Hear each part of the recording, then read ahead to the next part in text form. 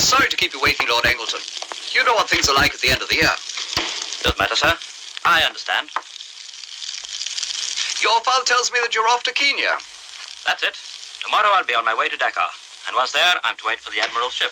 You're going to have to need a great deal of patience. While this goal goes on, we must be resigned to the fact that timetables aren't what they used to be. Which, on the other hand, is better than having no timetables at all. I know, sir. Well, we haven't much time. It's a pity. It's always a good thing to start one's career in the colonial administration by profiting from someone else's experience. Well, now, the main point is, though, that you know exactly what you should look out for over there in Africa with regard to mimosa. To mimosa, sir? It's a bush grown in Africa. It yields a tannin substance. We're still in the process of investigation. Oh, James, this button is loose. Have it sewn on right, will you? Yes, my lord. Is it an extract to be used in the leather industry, sir? In ours, of course. It's meant to replace tannin, which is drawn from the quebracho. We still have plenty of these trees in the Argentine. But I reckon that in about 20 or 25 years from now, the supply will be exhausted.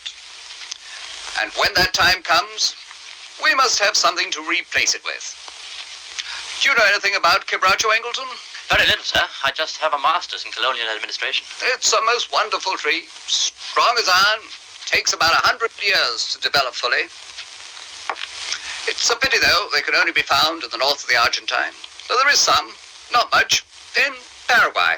It's up there where you have your factories set up, isn't it? Your father would say we have our factories. That's the way he'd put it, wouldn't he? You'll see how important it is to have a feeling of belonging to the common body of the empire, especially when you're far away from home. Now, do you see this? This whole area that is now ours, last century belonged to the French and the Germans.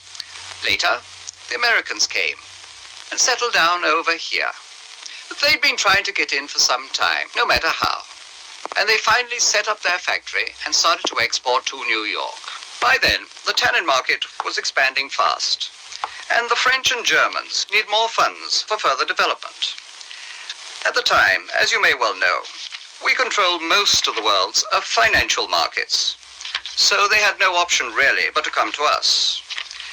Instead of giving them the loans that they needed, we agreed to join them, and we finally bought them out and took over their staff and factories. That, my dear chap, is how we started up the company. That was really looking into the future, sir. And that's something you should bear in mind for the boot of your career. As we had a controlling influence, so we ruled the tannin market as well. We beat out the Germans and the French and the Americans. The Americans, to do them justice, defended their part like tigers. But we had to lower the prices and hold them at a level where they just couldn't resist for long. They had to surrender, and they finally gave in and sold out. Now, bear in mind that in every area of economic development, there is a particular way in and a way out.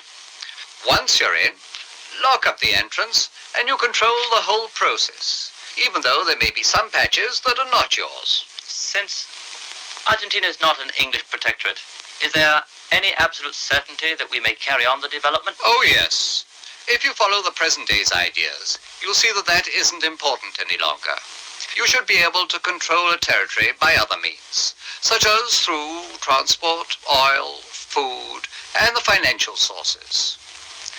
These are of basic importance, and we try to keep them under our control. Bear in mind that these are the fundamental resources for economic development. Do you understand? Yes, sir. Of course I understand. Therefore, we have the real power without the problems of running a state. We have the sort of power that gets things done. Well, we'll have to be going along now. Upon my return, I'll call on you, sir. Really, I've got lots of things to learn from you. Yes, I think I could give you some more ideas. Though as you see for yourself in Africa, the best lessons are learned from experience.